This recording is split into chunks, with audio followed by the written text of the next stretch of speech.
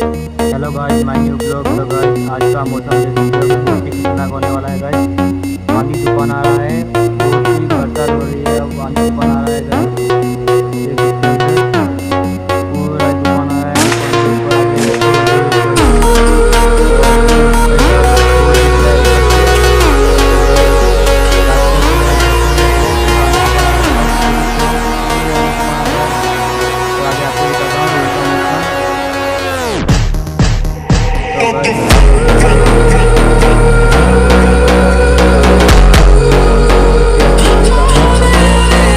पूरा पानी भरा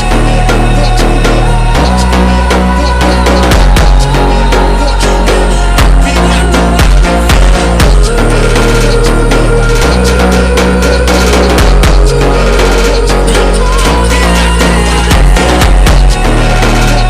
सकते हो। इसलिए बहुत ज़ोर से हवा चल रही है गाइस, देख सकते हो। इतना धूल उड़ रहा है, बहुत ही पन्नी उड़ के आ रही है, देख सकते हो।